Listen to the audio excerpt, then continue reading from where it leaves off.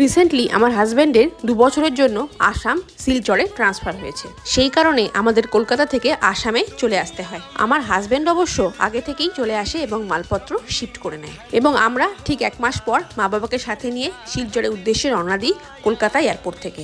মা বাবা আমাদের সাথে যাচ্ছে শুধুমাত্র 2 সপ্তাহের জন্য। ওই আমাকে একটু গোছগাছ করে দেবে আর কি। আর তার সাথে সাথে শিলচরের লোকাল কিছু জায়গাও মা বাবাদের ঘুরিয়ে দেবো। নর্থ ইস্টের মতো হার্ডশিপ জোন বলে কথা, মা বাবার সাপোর্ট থাকলে সবকিছুই যেন ইজি হয়ে যায়। আমাদের ফ্লাইট ছিল 1:55 এবং পৌঁছে যাবো আমরা 2:10-এর মধ্যেই শিলচরে। বোর্ডিং পাস নিয়ে তড়িঘড়ি লাগেজ দিয়ে আমরা রওনা দিই কেবিনে যাওয়ার উদ্দেশ্যে। আমাদের ইন্ডিগোর ফ্লাইট ছিল এবং 4টে সিটের মধ্যে 2টো উইন্ডো, একটা মিডিল এবং একটা কর্নার ছিল। মা ভয় পায় বলে মা বসেছিল কর্নারে এবং বাবা বসেছিল সামনের উইন্ডোতে। কেবিনটা কিন্তু যথেষ্ট বড় ছিল দেখুন, আর পুরোটাই কিন্তু ভর্তি ছিল, মানে অনেক প্যাসেঞ্জারই কিন্তু শিলচরের উদ্দেশ্যে সেই দিন যাচ্ছিল।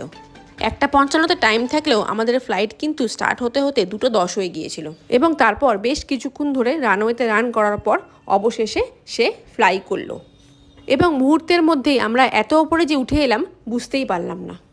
আমার মেয়ের কিন্তু কোনো ভয় ডর নেই, ও অনেকটাই এক্সাইটেড ছিল। কিছুক্ষণ পরেই আমাদের অর্ডার করা খাবার কেবিন ক্রুর তরফ থেকে আমাদের কাছে পৌঁছে গেল, এবং খাবারগুলো কিন্তু খুবই টেস্টি ছিল। 2টো চিকেন এবং 2টো পনির স্যান্ডউইচ আমরা অর্ডার করে রেখেছিলাম। তো চলুন আজকের মতো বিদায়, আবার দেখা হবে আপনাদের সাথে খুব শিগগিরই শিলচরের নতুন নতুন ভিডিও নিয়ে।